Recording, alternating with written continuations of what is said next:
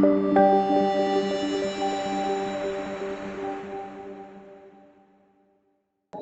you to the India Alliance and GADVASU and IIT Roorkee for having this opportunity to share my thoughts and views on today's topic, which is on metagenomics. Can you please just make me the presenter?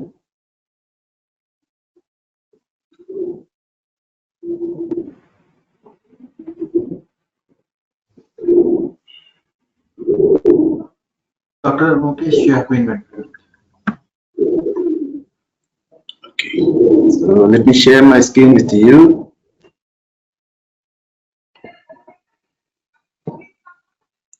I hope my screen is visible to all. Yes, Doctor.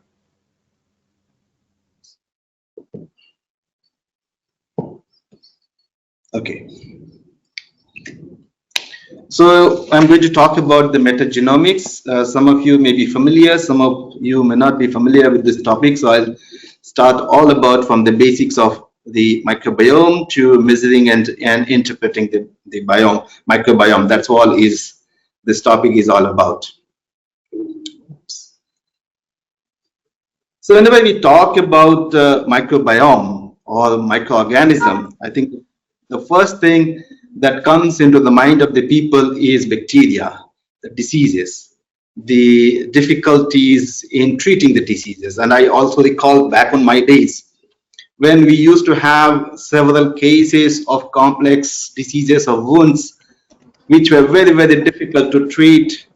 And we had excellent facilities to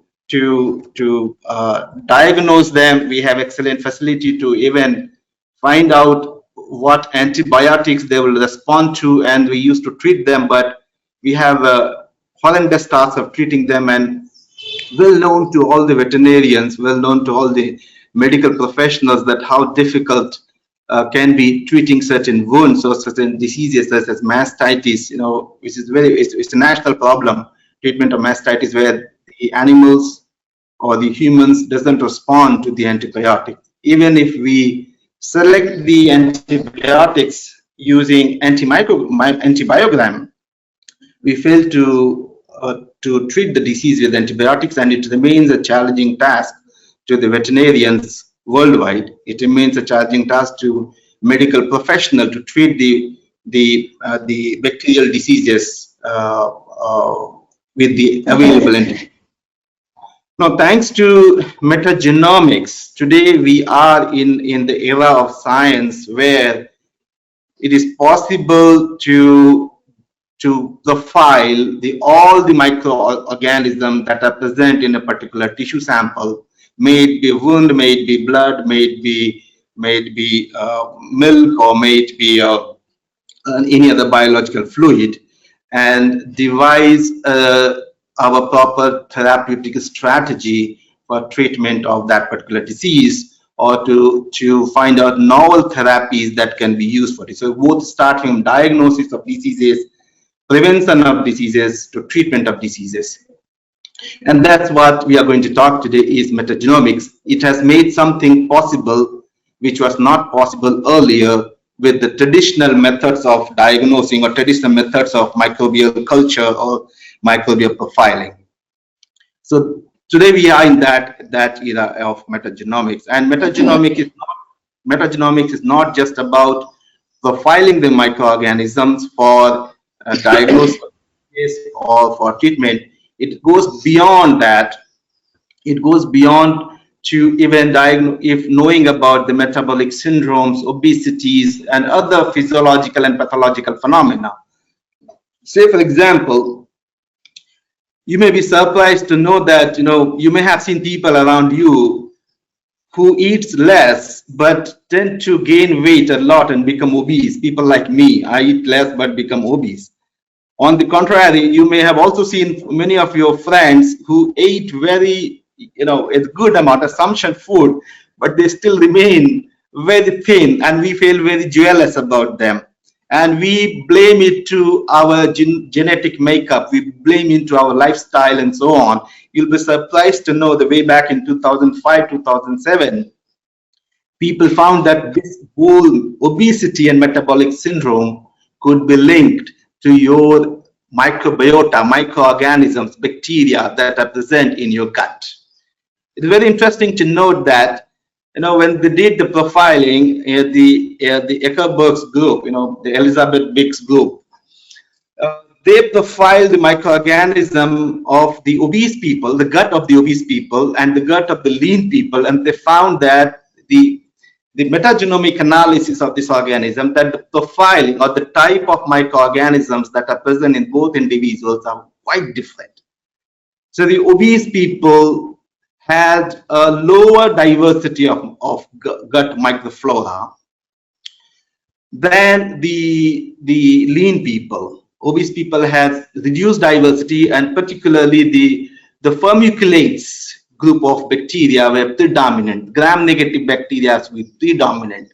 These microorganisms can damage the gut epithelium, can produce lipopolysaccharides, which can pass through the gut epithelium, can go into the blood, can activate inflammation, local inflammation, as well as can, beyond causing the inflammation, they can also include insulin resistance. They can go to the blood, stimulate the TLR4 activity to induce the transcription of cytokines, which may affect the MAP kinase pathway, JNK pathways, and so on to activate the NF-kappa beta, one side for inflammatory reaction. Other side, they can also get involved in insulin pathway to create insulin resistance and increase the adipogenicity or deposition of fat. And this mechanism is now becoming obvious and more diverse. So now we know that the obesity is not just linked with the genetic makeup, it is more to do with the microbiota. So thanks to metagenomics, again, that the microbiotas are important for our obesity. And you'll be also interested in a very good experimental experiments on them in animals as well as in human.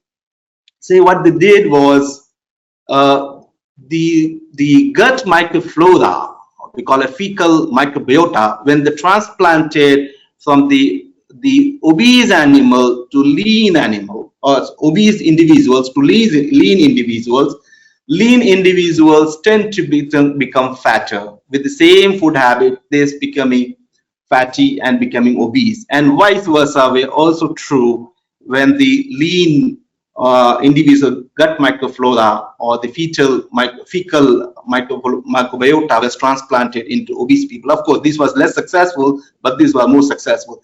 Such experiments have been done in animals, done in humans, and they say that now microbiota is more important. So beyond going this, now we have the technology of the metagenomics, which is discovering new pathways, new mechanisms, new methods by which we can diagnose disease, we can find a new methods of prevention, and we can divulge new insight into diseases such as metabolic syndromes, obesity, and whatnot.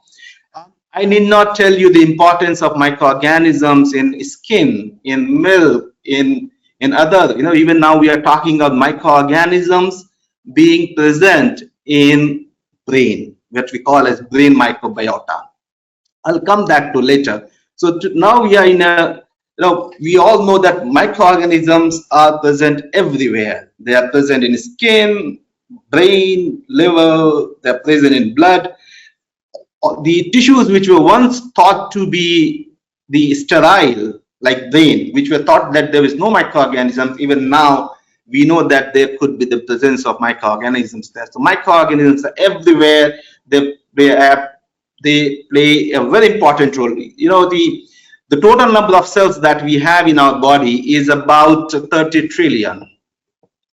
30 trillion, which is largely, about 25 trillion comes from the blood cells alone. Whereas the number of microorganisms present in the gut alone is 38 trillion cells. Leave alone the numbers that are present on the skin, the numbers that are present in the other organs, in milk or other places.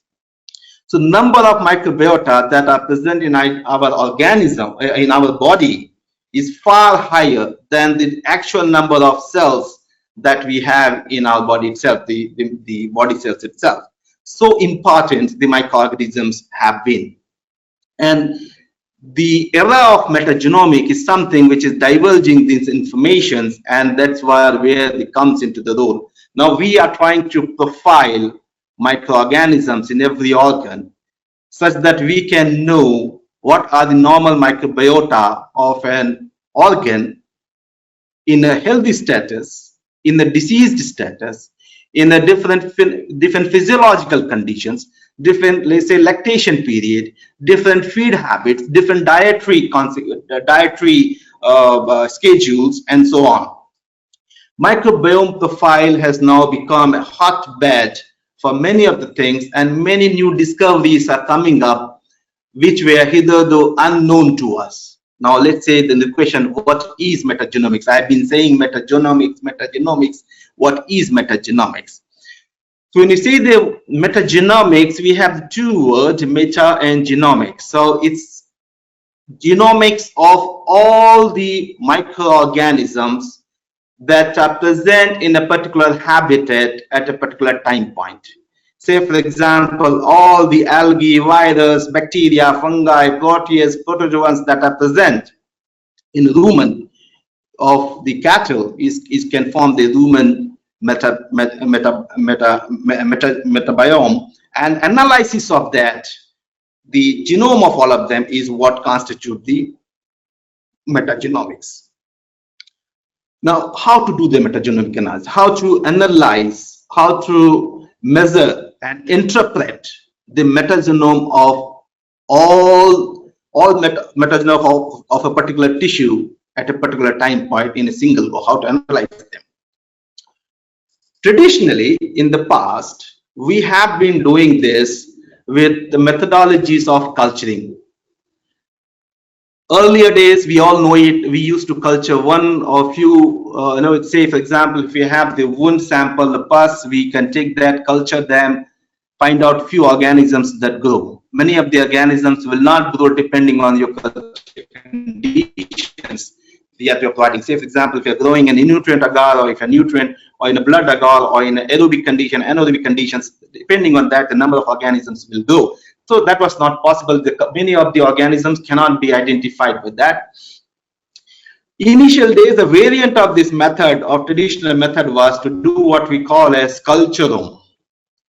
So we can take the microorganisms, a group of microorganisms from our desired sample, dilute them in such a low dilution such that you have one microorganism or one bacteria, few microliter, and distribute them into 96 well plates or 384 well plates, such that in each well plate you have one or two bacteria, and then grow them so that each will have one colony. That colony will be representing of a particular bacteria. We can take them and go for the Sanger sequencing and know what are the microorganisms who are present.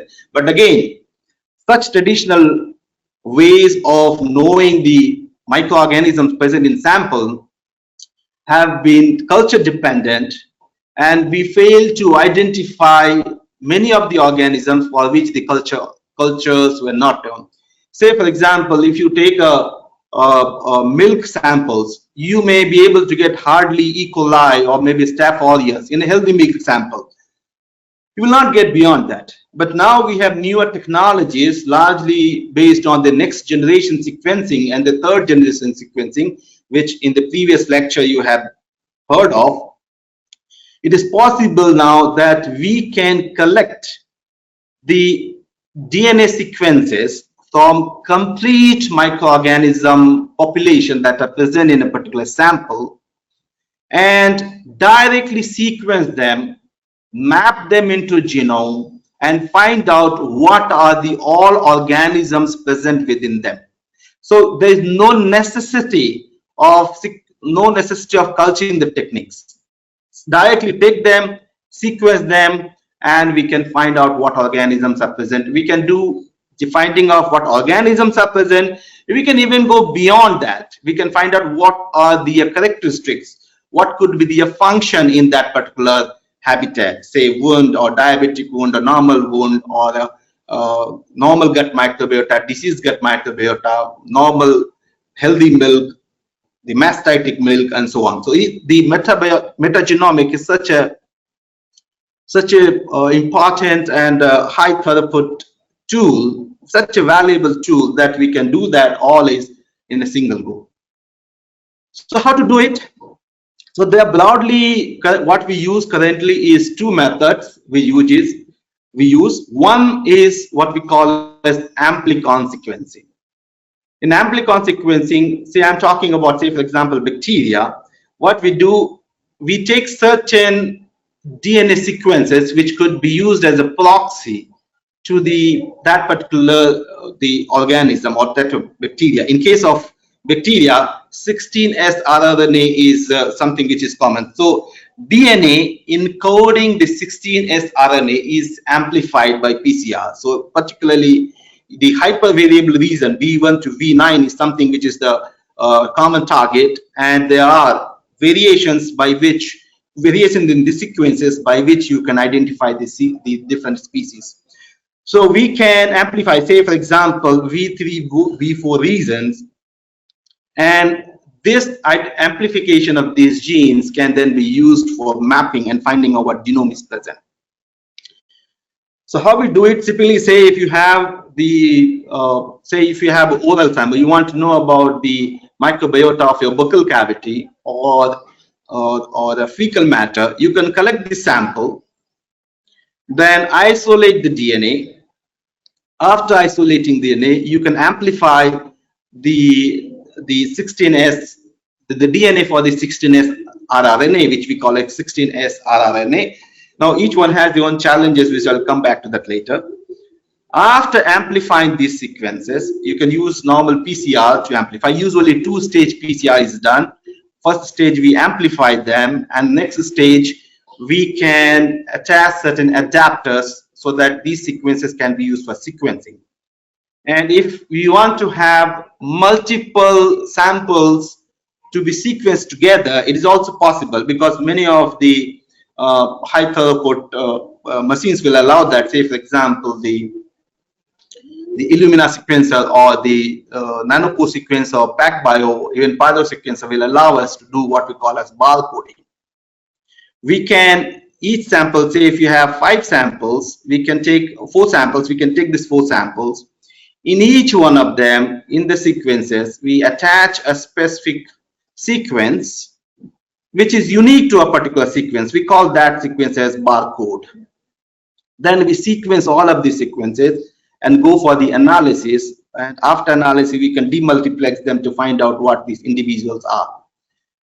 So how to do the analysis? So if you want to do the amplicon sequencing, take a sample, say gut sample, means take a gut sample, isolate DNA, do a PCR amplification for rDNA. Some primer pairs could be, you can use those primer pairs which span, which are greater coverage on a wide range of organisms. Many companies will provide now ready-made primers, or you can go many published report from where you can take the primers, or you can design your own primers in certain databases, say for example Silva database or the ribosomal DNA database, where you can map and see your sequences is mapping to many. You can do ePCR to find out, and then using that primer you amplify your gene, do barcoding and the adapters, and go for the sequencing. How to do sequencing, you have already talked about it in the previous lectures. So you do the sequences and you can generate the data.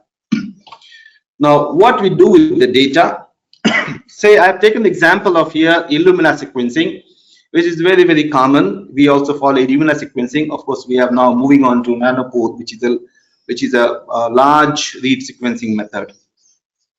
So typical sequencing data will come in a FASTQ format, which is basically, as you all probably know, is DNA sequences along with their Phred quality score. So you can determine whether they are good or bad. What is the chances of being rightly identified? So usually Q30 score is usually taken. Phred score of Q30 usually taken for this. So you get a FASTQ files. If you are doing in your company, in your laboratory, you can do a base calling and generate a FASTQ file by the machine. If you're doing the company can directly provide your FASTQ files in the CDs or through a FTP site. Once you do this, get the sequences, you have to do demultiplexing, which is basically, depending on the barcode, you can separate out the data sets for each sample. And these sequences are usually done what we call as paired end reads. You would have talked about this in the previous lecture. Both the DNA sequences are sequenced, both the sense strand as well as the antisense strand.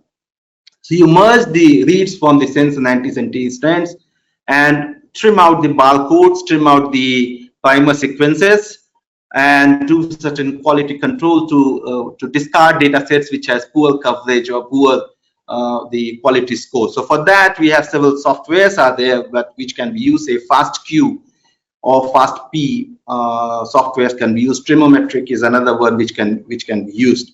So they will generate a FASTA file. You can get FastQ also, but generally we generate them as a FASTA files, which is basically DNA sequences.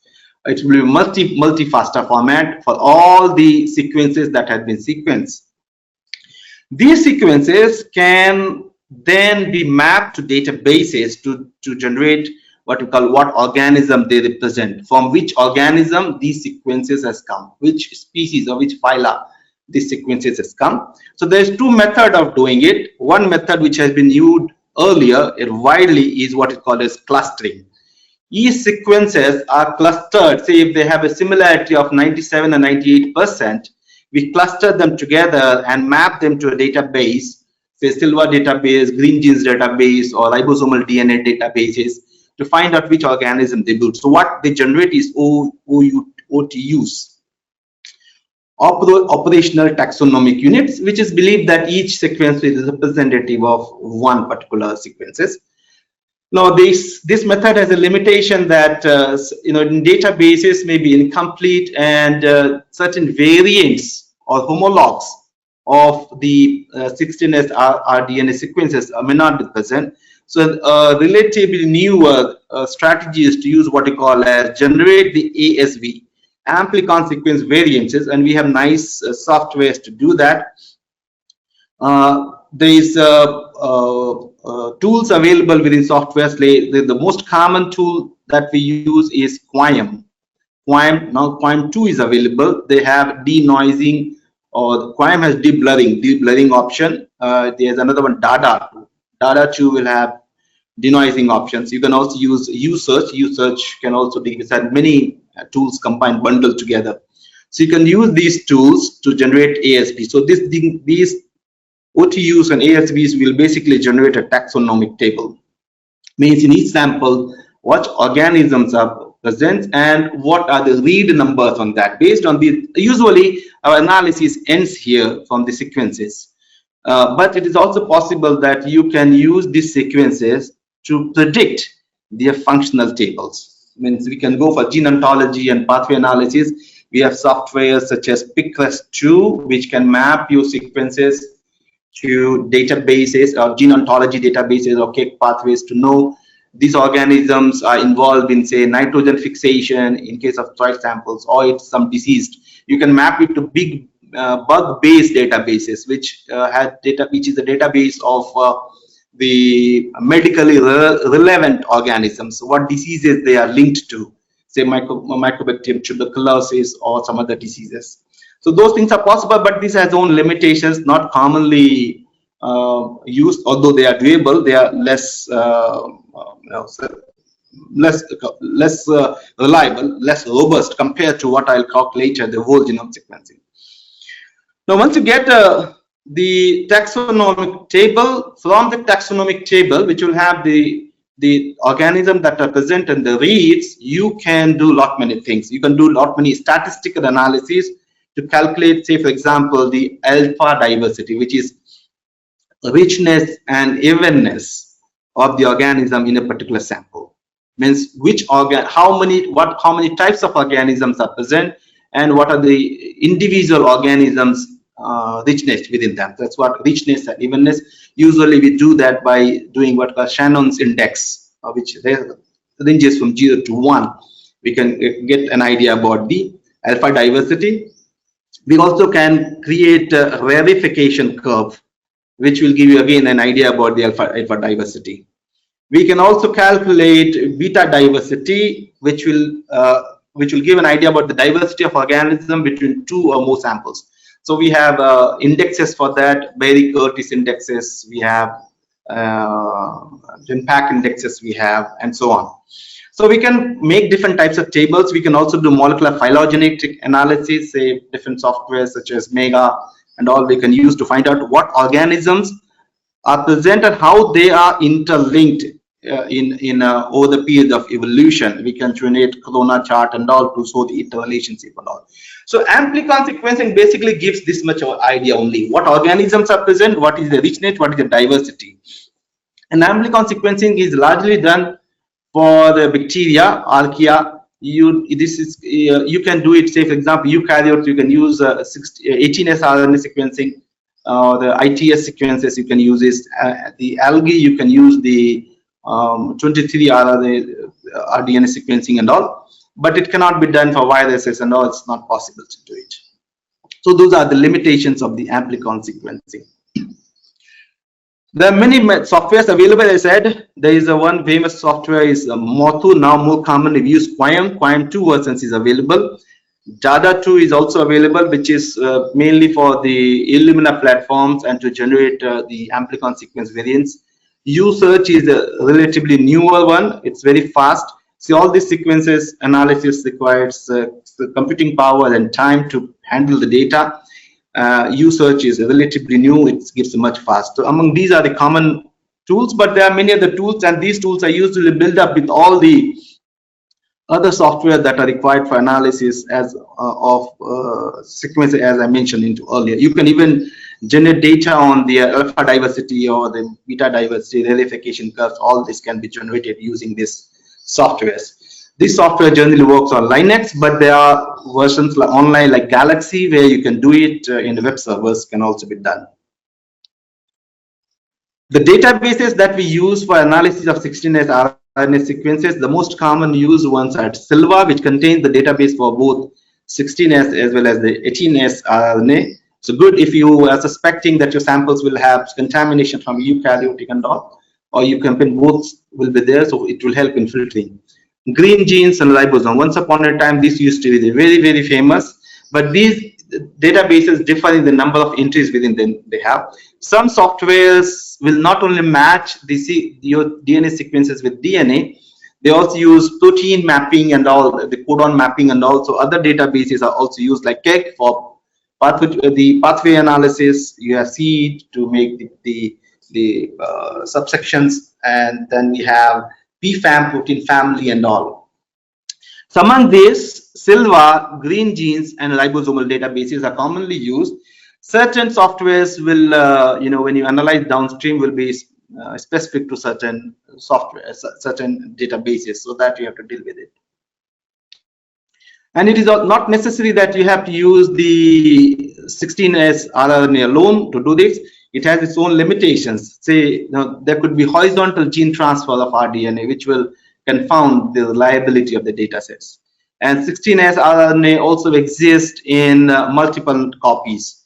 Earlier, it was approximated that they are in approximately 4.1 copies per genome, but now we know that it can go as much as 15 genomes. So that's one of the limitations. So people are looking for alternatives to 16S rRNA or sequences.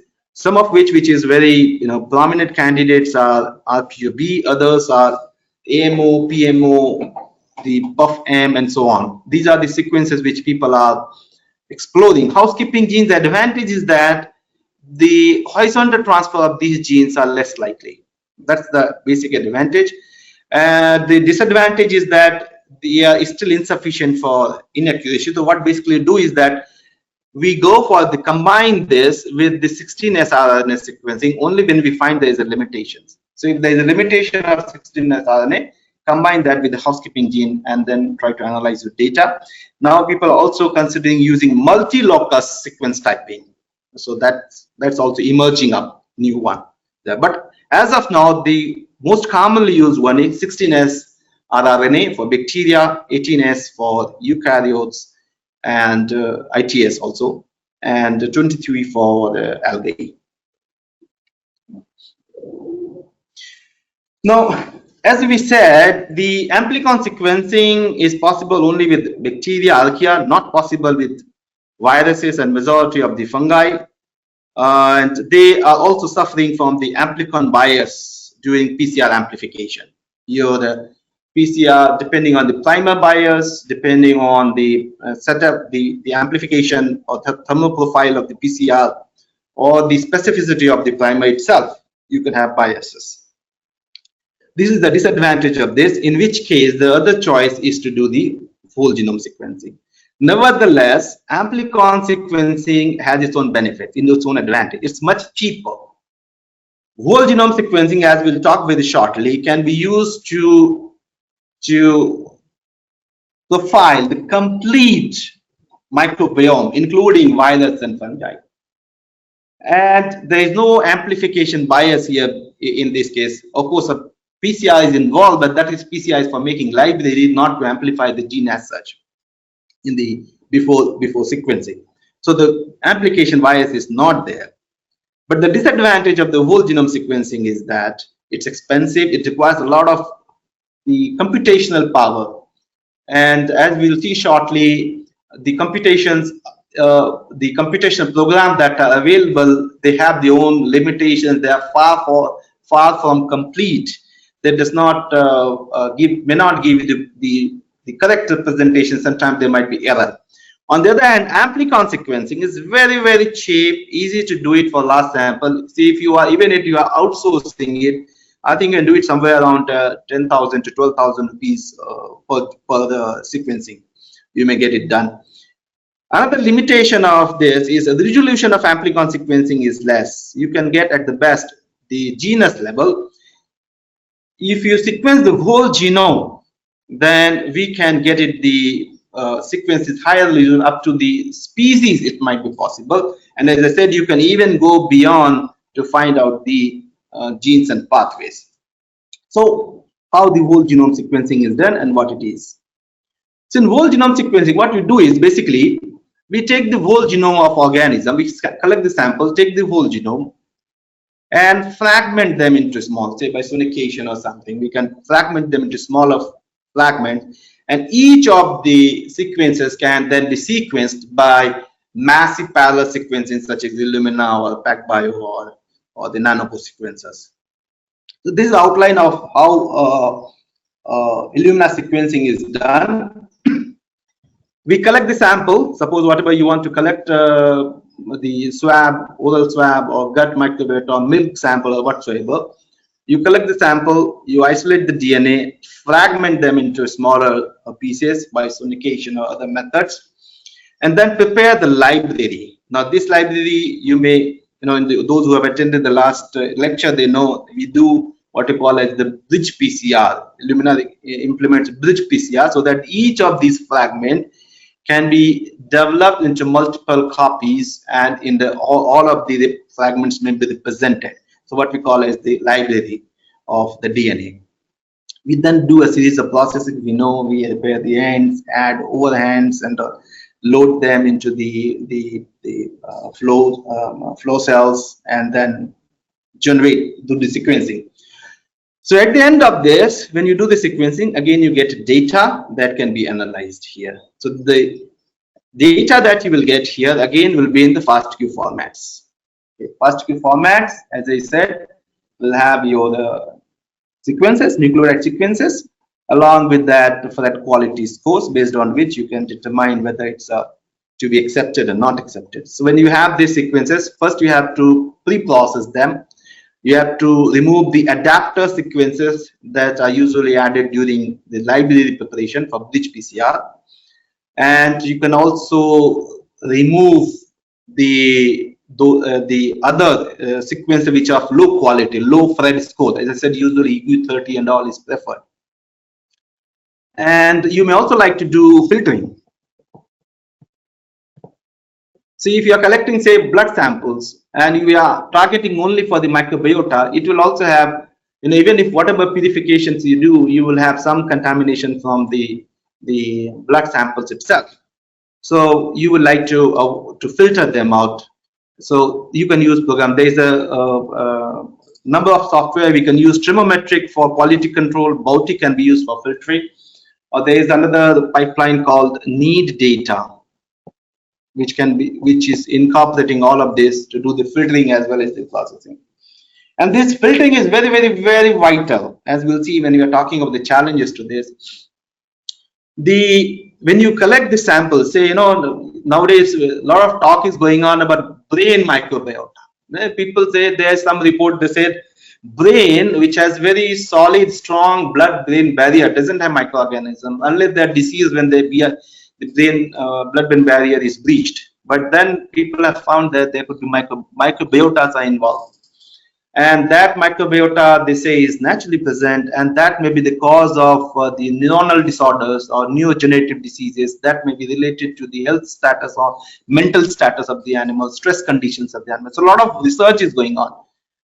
But then there is this is a controversial. Some say that this might come because when you collect the blood samples, brain samples, there could be some blood may have gone while dissecting it out, and blood also contains approximately 1 to 10 million bacteria per ml of blood. So it could be that. Some says that, even if you do the kit, kit themselves may have some microorganisms. So you are obviously going to get some sequences from them. So it's very, very vital that you do the filtering and sample processing. So need data is very, very vital here to do that. So after doing this processing, what you will get is the FASTA files. Now, FASTA files are then mapped to be the genome into this. We have two approaches to do that. One is called read alignment to curated database. Other one is called assembly-based methods. Read alignment is, see, the small sequence that we get is called as reads, as you all know it. And we have a databases of all the organisms, say NCBI databases, which all of you are familiar. So we can map these reads into those databases and then find out which set of the organisms they belong to which organism, and we can construct the taxonomic table. To do that taxonomic profiling, we have very commonly used software is called Kraken 2, but we also have other programs like Metafile N. Second version is available. Kraken 2, Kraken HTL is also available. There are so many programs. I'll give you a list very shortly. And then this one, again, as I said, just like 16 sRNA, we have number of programs. Say PicCrust can be used or Tax for Fun. Tax for Fun is an R package. You can use it to generate data about the taxonomy to function. If you know the organism, what functions they may have, say environmental function or metabolic function, nitrogen fixation, iron metabolism, or disease causation. Even we can map to, as I said, bug base, for example. Then we know whether they are gram positive, gram negative, or they are linked to certain diseases and all. So those information can be obtained. PicCrust is usually attached with the green genes databases, and this can give you about gene ontology with the KIC pathways, and also many such programs are there. FabProtex is another program which can be done to find out the environmental information on the bug base, FabProtex, and so on. So this can be done in this. The other way of doing it, this read database can also be used to do functional profiling. What functions they associate? We have programs, very good programs called such as Megan. For human, we use human N2 can be used, which can generate the gene ontology and all. So either we can go this way or this way. The other way of doing it, particularly if you're expecting certain sequences which are not likely to available in the gene database, or if you are trying to create the draft genome of certain microorganism, you may choose to go for this pathway, assembly-based pathway, wherein we take the reads, assemble them one by one to find out the longer sequences. So what we do is here, we have read sequence, we assemble the reads by programs such as Spades, MetaSpades, MegaHit. The number of programs are there, each having its own advantage and disadvantages. each has different algorithms, and that's in fact is a challenge. But the way it exists today is that we have to use one or more of such programs and assemble the reads and develop the contigs. And these contigs, which are long reads, what you get is now is several reads assembled together to get long contigs, longer sequences. And then we try to predict whether these sequences are a gene or a non-gene. So you may have studied about in bioinformatics classes and gene prediction tools such as the GenMark. Metagenomics is one program which can be used for metagenomics. Roorkee is another one. And then you will get number of list. There might be certain sequences belonging to more than one sequence. So you can remove the duplicates. We have several programs such as, for example, CD-HIT, which can be used to remove the duplicates and create a gene list. Now, gene list can then be quantified based on the read count and all, to using programs such as Bauti2 or Salmon. So what you get basically end result is a gene abundance table, which is gene list along with the relative abundance of the gene in the sample. That you can get it. If you, as I said, if you are going to do the assembly of a draft genome, or if you are going to find out the gene clustering to different sets, so we can use other programs such as the MetaLab or the MaxBin. This is basically binning of contigs into a particular gene cluster, and then we can generate the functional tables from this. So these are the two approaches we have: read-based and assembly-based. Assembly-based methods are more computationally more demanding, takes the greater computational power, and usually useful when the sequences you find that are unknown, or if you're making a draft genome or something. See, compared to amplicon sequencing, whole genome sequencing requires a lot of computational power, while 16S RNA database or amplicon sequencing data you can analyze using your laptop or your desktop. It is usually possible. You will not be able to do so in whole genome sequencing. Whole genome sequences will give databases in gigabytes or sometimes even terabytes. So if you're doing poor samples such as the dung sample or the oral swab or the fecal sample, which are uniform population, you may get up to 5 to 10 GB of databases sequences. Sorry, but if you're using the complex or mixed samples, you may have 30 to 300 GB of databases, for which you require parallel processing, managing of the data. So usually most softwares for these are available in Linux. Many R packages are also available. You may require to, if you want to handle them properly, Conda, BioConda are usually commonly used to handle this, and the GNU paralleling and all, you need to do that to assign the task, run multiple things in parallel. So this is computationally challenging. Software, as we'll talk later, has a lot of issues. So I have given here the list of various softwares that are available for QC control. In the beginning, I said if you are doing pre-processing, you have number of them. Fast QC is very commonly used. Trigonometric is another very commonly used. Although there are other fast QBB tools, QAdapt, each one is considered equal. Trigonometric gives a lot of flexibility, very common, and you can do it even in the web servers such as Galaxy. But again, it takes time, and sometimes whole genome sequencing data is difficult to do in Galaxy servers. For classifying or aligning, you have, as I said, Kraken is one very common, but we have Kraken LL. These are basically k-mer-based algorithms. 5 usually tetramers and their frequency and jet scores, they do it. Your Clark, Telescope, Clam, KZoo, Diamond, and so on. We also have Blast Plus. We have FTP server. We can get the whole database into your system, and then you can do it locally in a Linux environment. You can do that. Gotcha is another, centrifuge, and so on. There's a big number of tools. Now you may get into trouble which tools to be used. Each tool has its own advantage, disadvantage.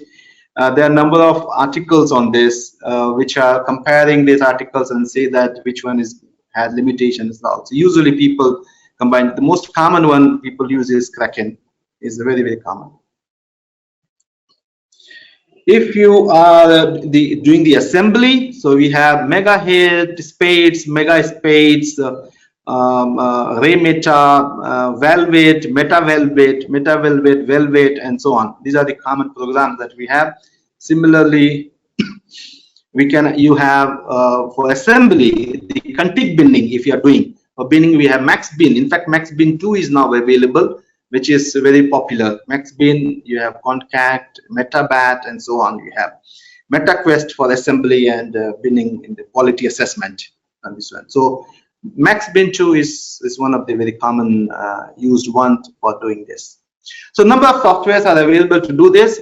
These softwares has been used one after the another, and so you have to, the pipeline I have already described, so that pipelines are usually done in the Linux environment.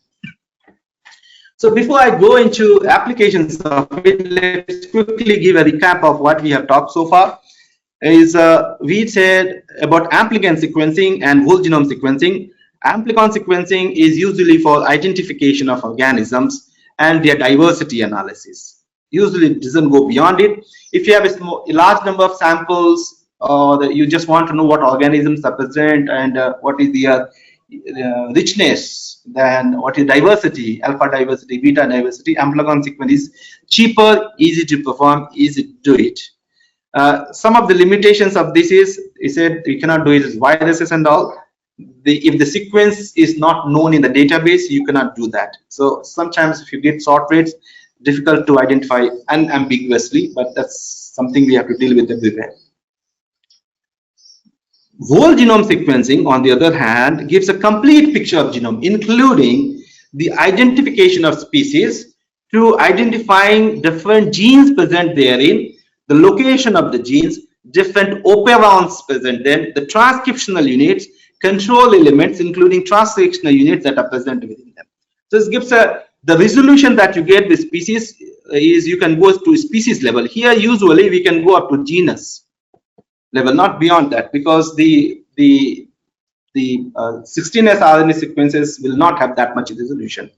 Here you may get, if you're lucky enough, not lucky is usually you can get up to the species level. So greater resolution. You can get phyla, order, class, all genus, species, all the levels you can get the resolutions and find out. So you get a wider range, more detailed description, and as I said, you have softwares to get better idea about different genes. We have another variation of metagenomics called as metatranscriptomics, which is very similar to metagenome sequencing, but the starting material is RNAs, and that can give you an idea. So doing an RNA sequencing, you get to know about what genes are functional in a particular time point in an organism or in a group of organisms. The limitations of this whole genome sequencing that you should be aware is that one is it's costly and time consuming. While you can get 10 to 12,000 rupees if you outsource amplicon sequencing, 10 to 12,000, but whole genome sequencing may 40 to 50,000. Of course, if you're doing your own laboratory, it might be cheaper, but cheaper if you're doing in large bulk volumes. And this one requires a complex bioinformatic algorithms and softwares, many of which you can get it for free. They're open source, but the pipelines are such that you need to have some expertise in handling them. So a use of a statistician or a computer biologist or a bioinformatician, to be more specific, is very, very vital for this kind of analysis. And we all, as I have talked earlier, each software in the pipeline that we use has different algorithms, and each algorithm may give a different result. So that again is a challenge. And it may not identify all elements, particularly the longer fragments, large operons, something which is having say 5 kb and all. Longer sequences is very difficult to identify even with whole genome sequencing, because you get small pairs. So now let's see, we'll talk about some of the applications of metagenomics, where we can apply the metagenome, where we can do this, how we can use it in our research or product development, or how the entrepreneurs can use this technology to develop newer product or a newer process. One that we have talked is we can use this to screen a complex microbiota in a clinical environment or in a environmental sample. Say you have pus samples from diabetic, research has shown that if you take a wound sample from the diabetic ulcer and non-diabetic ulcer, they have a different population of cells. So that gives an idea that what kind of microbiota are there and how many they got. Some of them are useful. Now you'll be surprised to know all the bacteria in the wound are not harmful. Generally, we believe the bacteria in the wounds is going to cause the necrotic effect, going to cause some or the damaging effect on the cell. But metagenomes have revealed that some of the bacteria may help in the proliferation of healthy cells. Some of the bacteria may help in bringing the inflammatory cells by chemotaxis so that the healing could be faster. And particularly in diabetic wound, the population is very, very different. So you can get this idea about these microorganisms, which may help in not only identifying, screening the organism, but also finding out which organisms are causing the problem, and you can choose appropriate therapeutic strategy, antibiotics or the antimicrobial peptides for treatment of those drugs.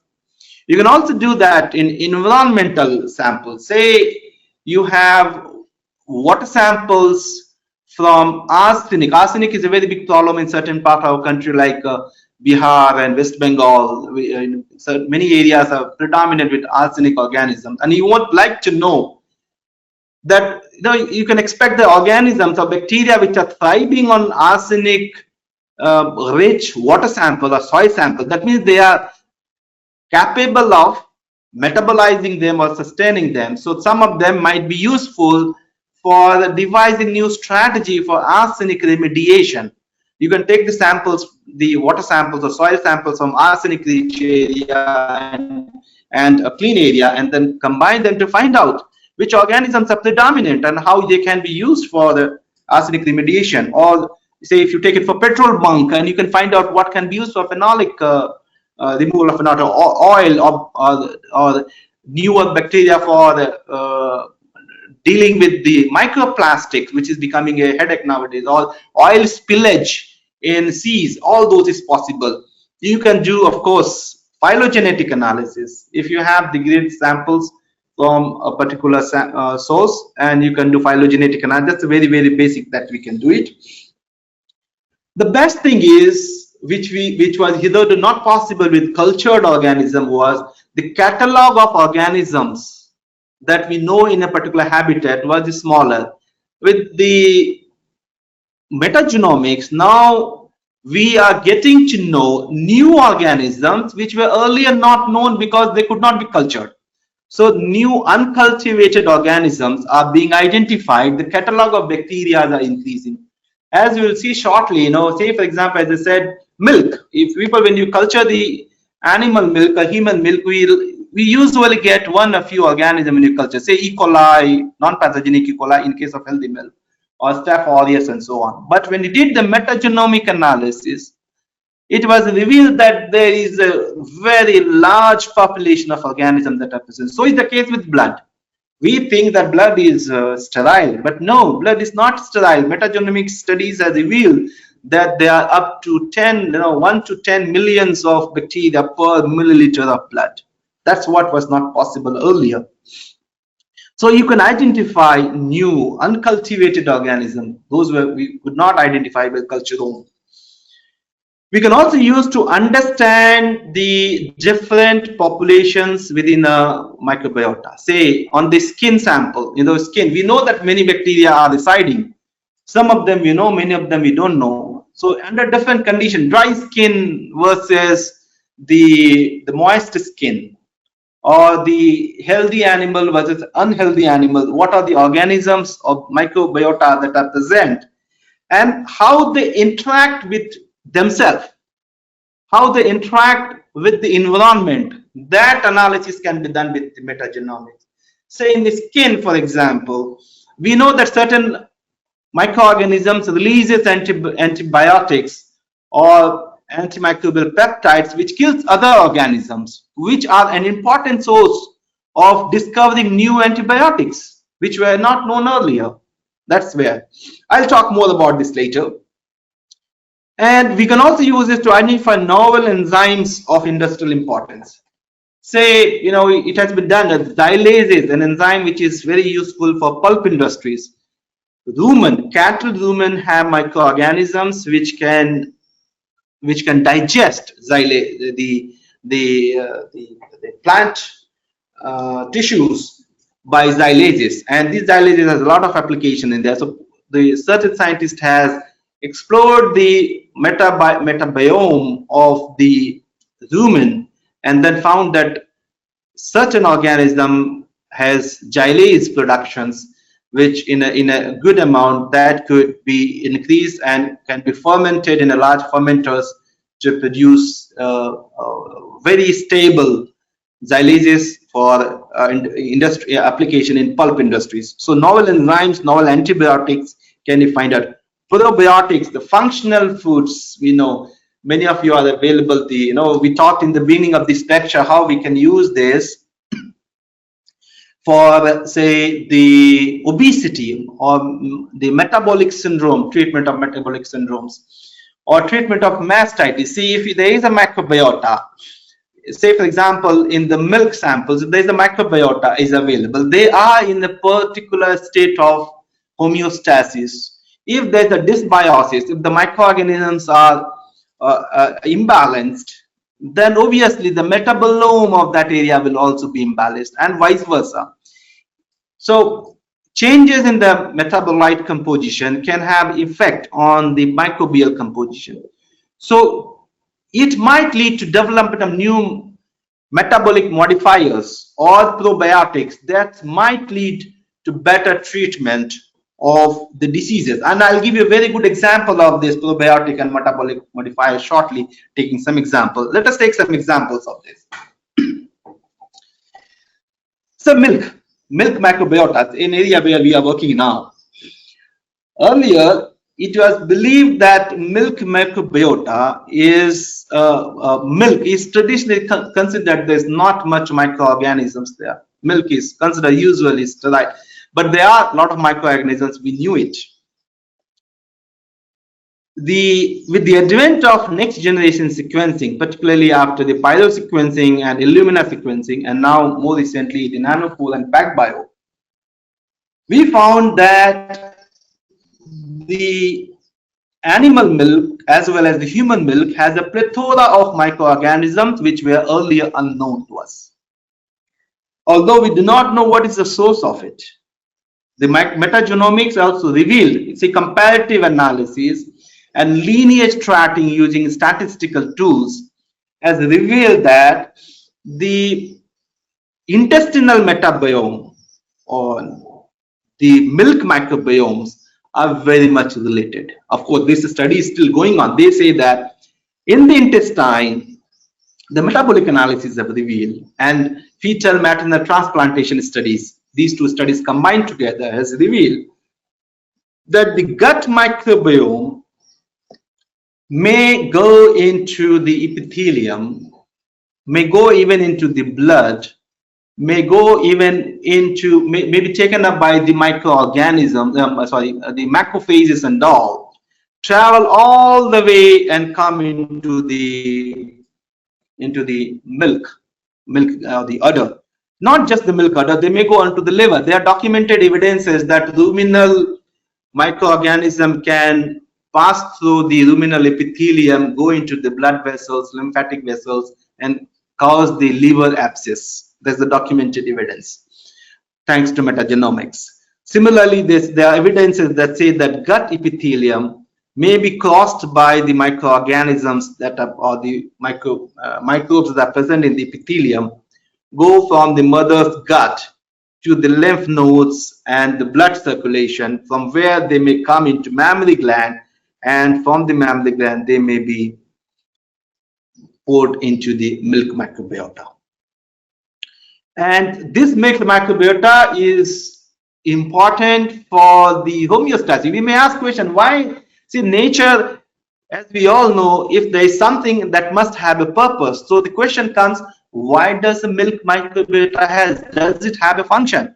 So that's another, we believe that it is because of the symbiotic relationship that they may have. Just like skin, we have symbiotic relationship. Milk microbiota probably also has a symbiotic relationship. And this microbiota is very, very important, not only for the animal themselves. We'll talk later shortly that get the milk microbiota can go back into the other area of the body.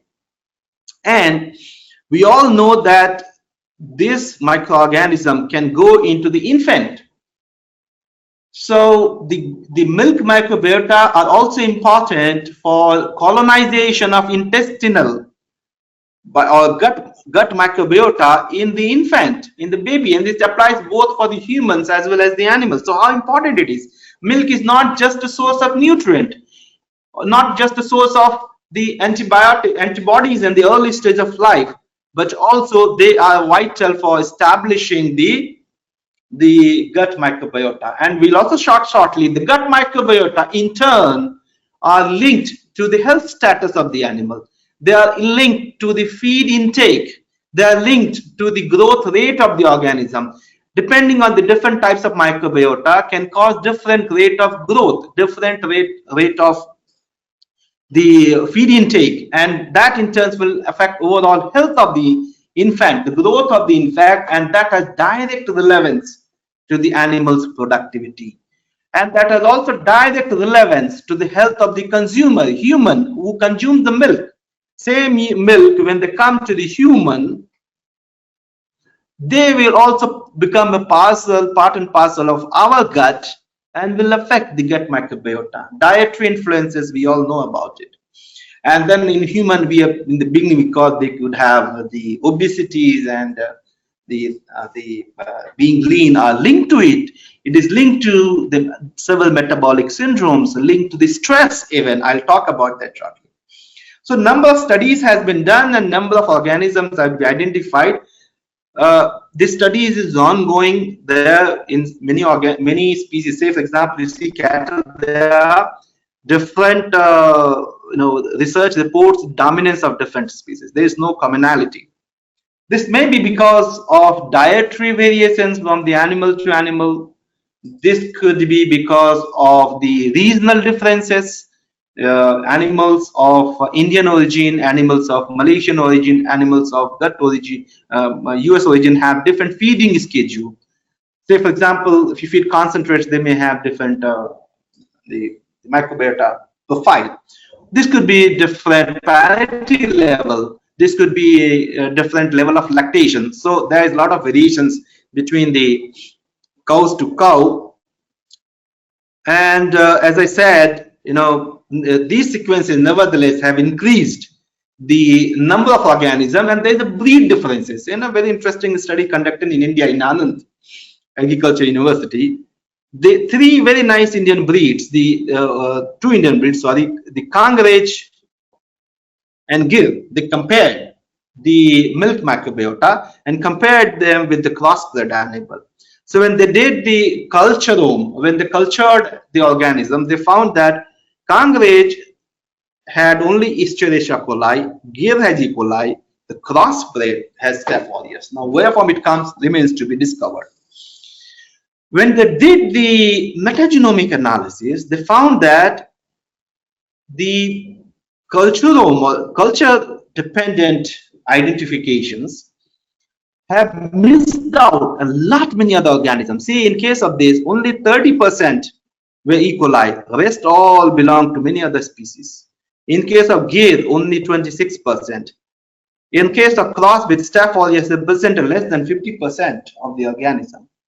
There were many other organisms which were not found. Even phages were found, which were fast bacteria, viruses were found, which were not known to be present in the milk. And when they tried to see between these Kangaraj, Gir, and crossbred, there's distinct differences. Say, in case of the Kangaraj and Gir, there was dominance of proteobacteria, whereas in case of crossbred, Firmicutes. Firmicutes are more linked to obesity they are more linked to greater feed conversion ratio. So it could be, we do not know the reason, but could be because crossbreds are generally bred for the purpose of greater milk production. They are fed high concentrate rich diet, which again changes. There are studies which says that the concentrate feed diets can increase the firmiculatus and so on. If you look at the family level classification, there is the Enterobacteriaceae family were seen in almost all the cases, whereas other species were like Bacillacea were species-specific differences. In the Enterococcaceae, Streptococcaceae, there were specific differences within these organisms. So there were species-specific differences, and number of studies are there. Metagenomics says that the milk microbiota can vary with that. Even we have the data for this. We do not have much data for many of these species, say goats, which are so important for our country, sheep, and the native animals. Many of the microbiotas are not available to us. It's an area of research. Back in our lab, we actually try to do analysis of microbial population from different databases from different countries and different animals. Try to see, was there a common organisms present in all the samples in different countries. We took African countries, US, Canadian, Chinese, and Indian population, and we found very interesting thing. Certain organisms were present in all the cases without exception. Certain were present in 4 out of the 5 populations. They were present. Some were present in 60% of cases and all. So it suggests probably some of this organism may evolve as a microbial signature of a healthy population. And then if you know the healthy population, if we can, there are simple ways of doing this microbial population analysis as we talked about. Say, if you use the 16S RNA sequencing, nanopore sequencer gives a very simple kit, and it could be done at a lab level itself, at the farm level itself. So if you can find out the microbial signature of the healthy, then we can use it to diagnose the unhealthy cases, particularly mastitis, subclinical mastitis, which is a very big problem in our country. Country is trying to double the farmers' income, but mastitis, particularly in subclinical mastitis, where the symptoms are not overt, the microbial profiling may probably come out to be a diagnostic marker, and research are ongoing into that.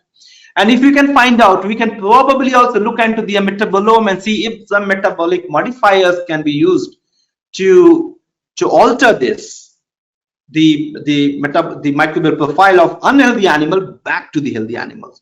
Or it may also be possible to develop certain probiotics or prebiotics which can be kept the animal's health into healthy status. So we take probiotics for gut microbiota. So far we haven't thought of the probiotics for the milk microbiota. So that could be a future therapeutic strategy which only metagenomics can help us to find out, and areas of it useless.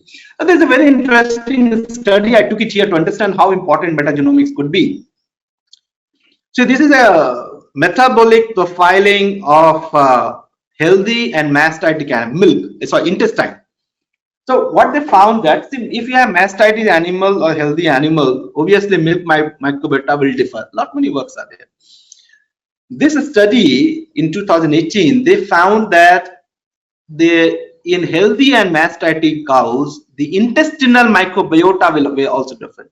So the animals which chose high somatic cell count, they selected those animals, performed the 16S rRNA sequencing as well as the whole genome sequencing from the healthy animals and the mastitic animal, the intestinal microbiota, and then found that there are clear differences in the microbial population.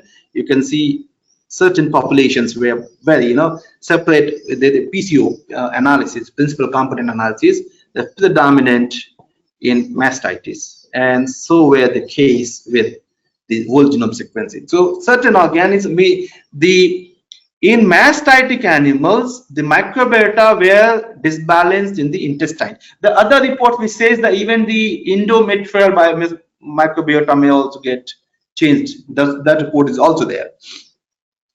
Now, what these guys did is very important, very interesting. They took the fecal microbiota they collected from the healthy animal, and they also collected the fecal microbiota from mastitic animal and fed it to a healthy mouse. So when they fed the healthy mouse, so it is quite expected that in the animal, the transplanted the mice, okay, it was mice. When they fed the fecal microbiota into them, fecal microbiota from the mastitis course, the intestinal microbiome of animals got altered. There was a dysbiosis, and they tried to be similar to those of the mastitis. So you can see they have changed the metabolic profile of the animal. Now, more interesting thing is in these mice which received the fecal microbiota transplantation, after about 21 days, these mice developed mastitis. That means milk microbiota for mastitic animal, when consumed by the consumer, may lead to the other infection. Here, it's not just mastitis. The animal, they also developed, there was inflammation in other organs like liver, inflammations in the spleen, inflammation in jejunum, colon, many places they found. Even spleen had the inflammatory symptoms. So the transplantation of gut microbiota from the mastitic animal led to mastitis, apart from other diseases. That raises a concern, and that says that how the one side is health impact. Second impact is that we may also see how much impact it may have for the human health, and it also gives another suggestion, another association that the gut microbiota are involved in causes of mastitis. They may not be the full cause, there may be other causes as well, but gut microbiota is also involved in causes of mastitis. So feed habit or anything that influences the gut microbiota can lead to other inflammations as well. So that now comes to the gut microbiota. Now we know that gut microbiota in further studies. Now these studies have shown, if you look at the gut microbiota, within different segments of the gut, you find different aerobic status, different pH level, and we have specific population of microorganisms. Studies have shown say for example, stomach, which has a much low pH, 1 to 3, there are microorganisms such as predominance of lactobacillus, streptococcus, staphylococcus, enterobacteriaceae, they are predominant. And in duodenum, if you see a jejunum, the numbers increases. We all know this in jejunum, ileum, cecum. We have lot many bacteria, and we also know the roles of them in digestion. An interesting thing to know is that this is human in many of the species. You know, in horses and all, the things are a little different. Small intestines were found to have similar, or in fact, little higher than the colon, the number of microorganisms in horses. So there might be species differences. Now, what does they do? We know all the time that they are important for digestion. We all know by human experience that if there is indigestion, we take the probiotics to solve these problems. So these are very vital for indigestion purposes. But it's not just indigestion. Studies have shown, metagenomic studies, that these microorganisms from the gut and those in the gut epithelium can go to other organs, milk, liver, and other organs, and may even influence the brain function. They secrete short chain fatty acids. They secrete LPS, which can diffuse and reach all the way to the brain and affect the brain function. There's a bidirectional event, both for the liver and other organs, including brain. They may go and modify the brain function. Similarly, studies have shown that there's a stress or other condition which can cause the release of cortisol. say the hypothalamus pituitary axis, they may cause release of cortisol. Cortisol will in turn lead to, by a signaling pathway, lead to the increased transcription of cytokines, and these cytokines can again have function on the liver. Bacteria can direct, as we have talked earlier, the bacteria themselves can produce LPS, which can activate TLR pathway to activate the NF kappa beta and NF kappa B pathway, or inflammasomes to cause inflammation. They can also cause the release of the TLR4 pathway, particularly. They can release the release of cytokines, and so the myoid differentiation pathway, MAP kinase pathway, Janus kinase pathway, and all can cause the insulin resistance, obesity. So studies have shown that the metagenomic profile of healthy animal, diseased animals are different. Metabolic profile of animals with different feeding schedules are different. Metagenomic profiles of animals which are having higher feed intake is different. There's a specific population which are dominant, particularly related to the ratio of Bacteroides to Firmicutes. They are particularly, Bifidobacterium is another example.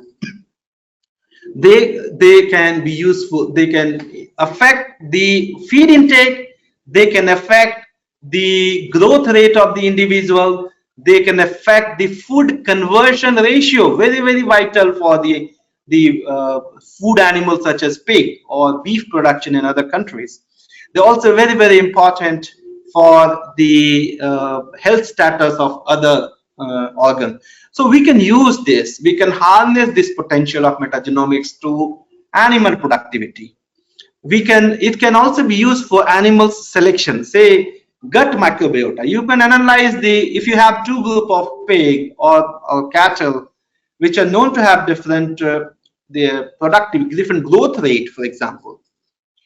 We know that research have shown, metagenomic studies have shown that they both have the profilings. And if you can profile that, okay, the gut microbiota or fecal microbiota of high performing or the fast fattening pigs are having this particular profile, so it can be used for genetic selection of animals. And in fact, this is being now coming up as new area in metagenomic selection of animals for selecting the productive animal. A new area of the genetic selection is there. Studies have also shown that, metagenomic studies, that the genes associated with microbial resistance can dominate under certain conditions, and which can use to find out new antimicrobial strategies for treatment of animals. We know that fiber diets, suppose if you increase the fiber diet, a concentrate rich diet, it can change the microbiota, and then we can avoid to use that. If you are doing this kind of diet, probably we can have this kind of feeding schedule. See, you may require more of the fibrolytic bacteria if you feed is fiber diet. So that kind of strategies can be divided and can be used for better health and productivity of the animals can be done. And this is something which is coming up in animals, but in human, this is well known now.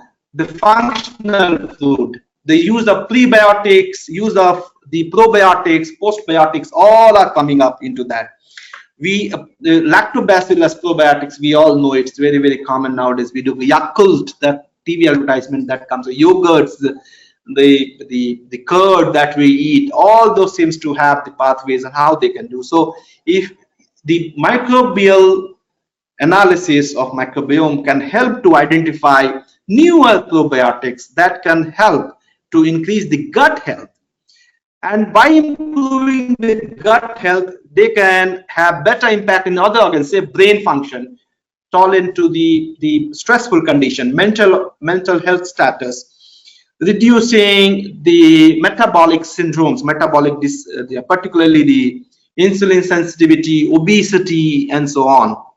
Liver function, liver cirrhosis, non-alcoholic liver cirrhosis cases are increasing a lot nowadays in our country. So it can have multiple utility in there. Now we can keep on going these examples with gut microbiota. Rumen microbiota has also been studied. while earlier studies have shown no, not many population, only 10 to 15% of microorganisms were recognized by in the human, but now we know that lot many microorganisms are present.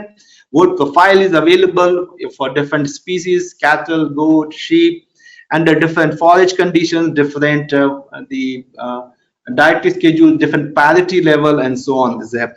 So this keeps on going, and now we have a lot many things to discuss microbiota, and that's all we can keep on going and talk. I think I'm ending up the time schedule with that. So the metagenomics has lots of studies, lots of advantages, both for the researchers to divulge new therapeutic strategy, preventive measure, diagnosis measure, improving the health status, animal selection, animal productivity, as well as to understand the to gain the new insight into physiology and pathophysiology of several diseases, including the brain diseases, gut diseases, and different organs. But metagenomics also have challenges currently we are facing. One of the biggest challenges that we have is at every step, starting from sample preparation to DNA isolation to sequencing to post-sequence analysis, we have several things. And therefore, the metagenomics has its own challenges. It's a developing field, and the data that we gain with this has to be carefully analyzed to avoid confounding interpretations and to get a robust results. Some of the things which is worth mentioning is when you collect the sample, I have highlighted earlier also that when you do the sampling, you need the filtration of the unwanted animals. Say, for example, if you are looking for the bacteria, so you may try to leave out the viruses and all, so that you get only those results. But sometimes lysogenic organisms may be present in that the bacteria may get. So we have computational tool to do that.